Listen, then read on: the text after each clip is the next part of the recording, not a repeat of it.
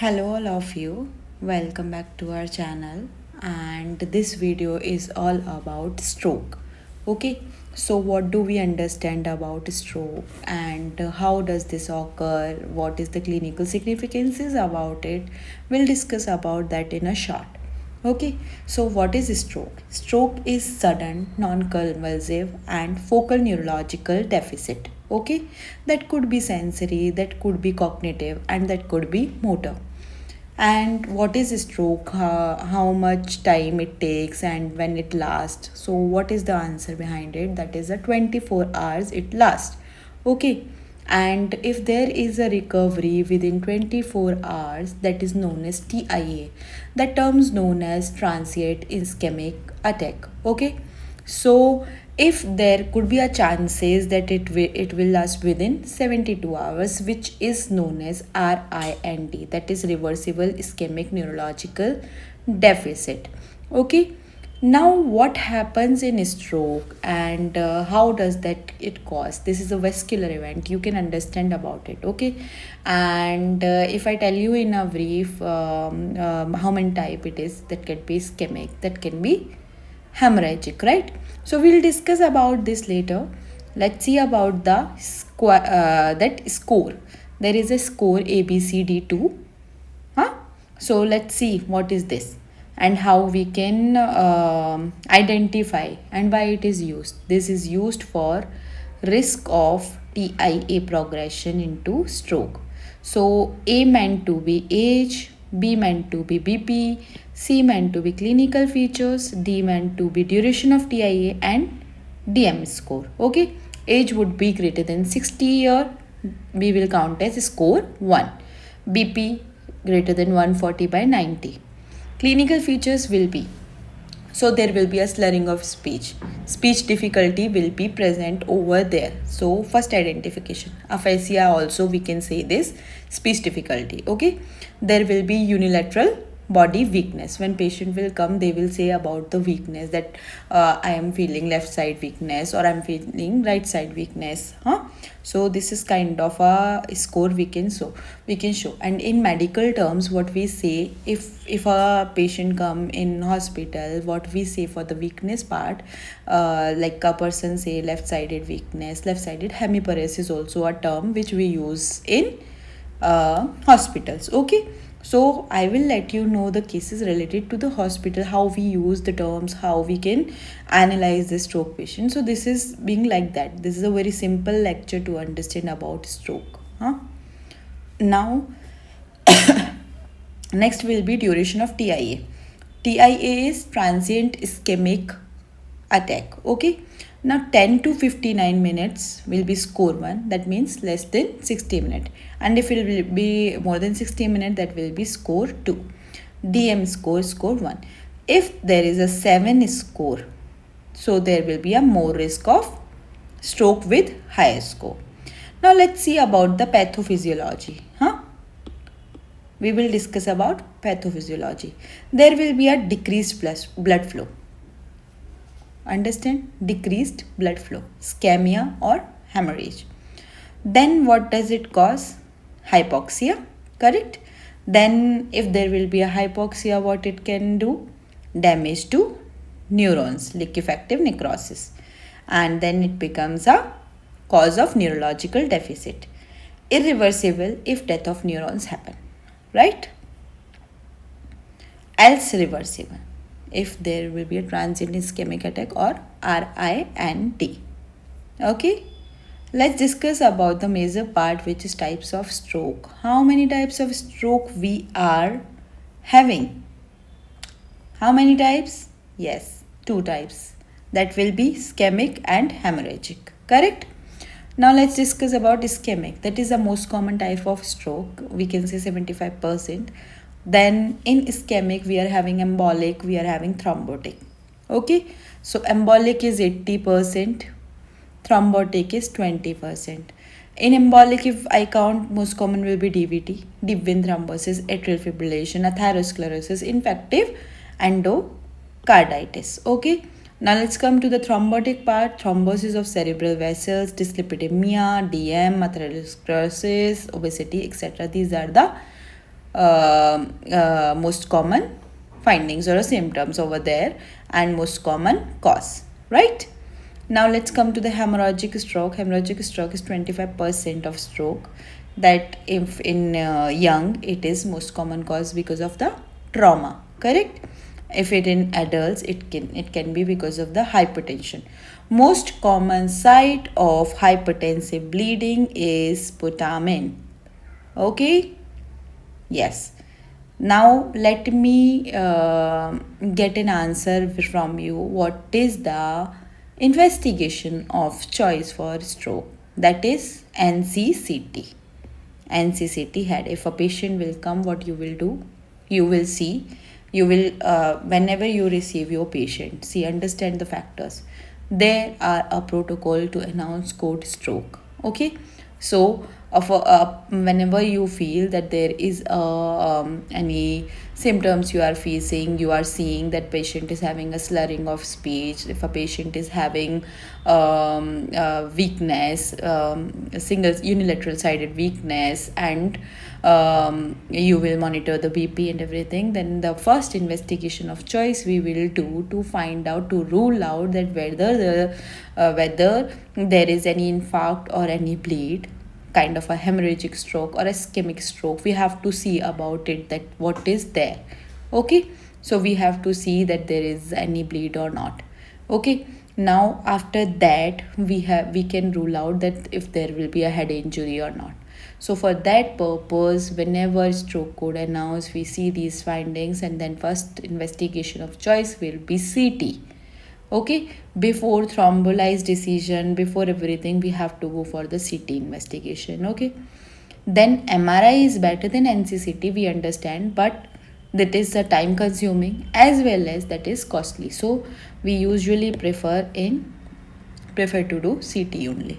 Okay, other profiles we use to measure is BP, lipid profile, sugar profile, whether patient is having a DM, hypertension, a history of any other causal factors. We have to rule out every clinical features. Okay, any symptoms if they were having, you have to rule out. Okay, we have to go for CBC, we can go for the create as well, we have to see the clotting profile, etc. So now I am sharing the image also. You can see here, this is the ischemic stroke and this is the hemorrhagic stroke. Hemorrhagic stroke will be white and bright. Okay, white bright will be blurred and black and dark will be ischemic stroke. So this is the finding you can see. Now let's come to the intracranial hemorrhage. Intracranial hemorrhage can be EDH or SDH or SAH. Correct? You know about it, right? Extradural hemorrhage, idli shaped, right?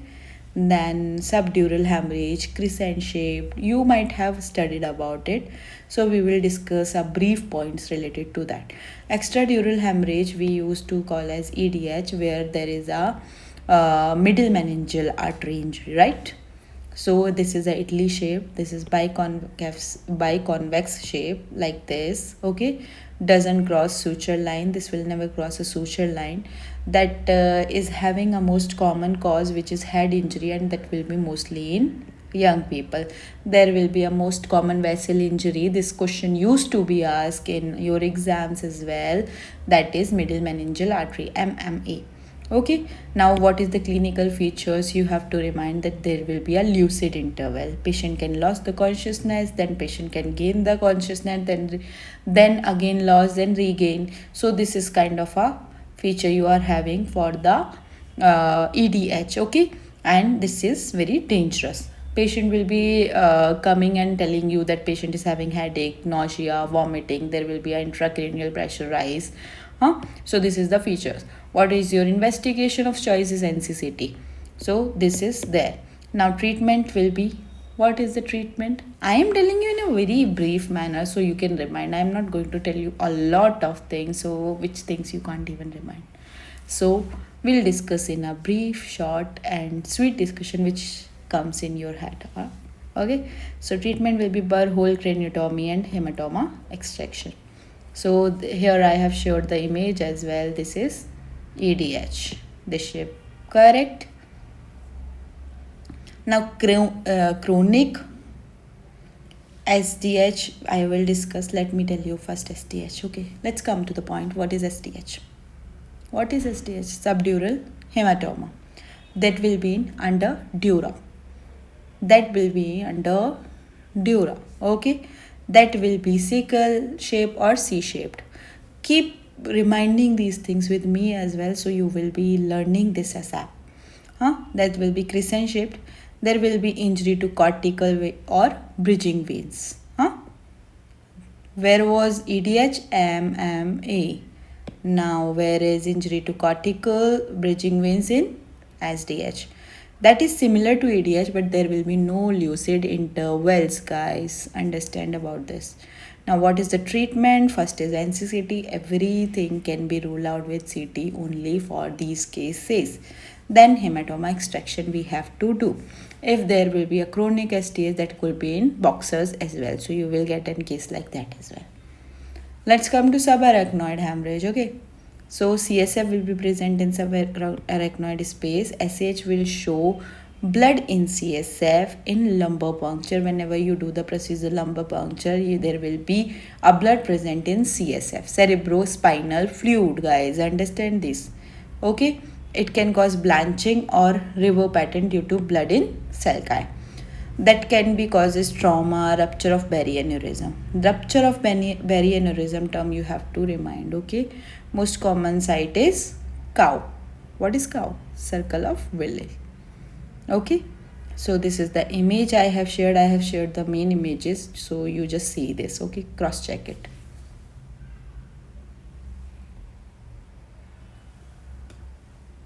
So cross check about it. Now let's come to the point related to this circle of Willis. I have already shared you the image. There will be internal carotid artery, anterior cerebral artery, frontal lobe. I will discuss this point as well later on in a very clear manner. Okay, so you just go with this image first. Circle of Willis is not having MCA but ACA, PCA and communicating artery. Okay, so let's come to the point about clinical features of SAH. Blood cause irritation of meninges, neck rigidity will be present, nausea, vomiting, severe headache will be there, which can cause called as thunderclap headache or worst headache. SAH will be having this finding, okay, thunderclap headache or worst headache. If severity increase, there will be a neurological deficit and posturing, etc. Okay, so this is the grading scale. Hunt has grading scale for subarachnoid hemorrhage, where first we will be having mild headache, second we will be having severe headache, third we will be having somnolent or confused kind of a state, fourth we will be having stupor or severe motor deficit, and fifth is coma, where all limbs will be extended. Okay, what is the management? DOC will be CCV, nimodipine.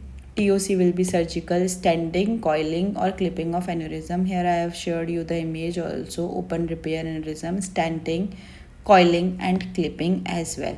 Now if there is a stroke with hemiparesis, most common vessel will be involved is MCA, middle cerebral artery.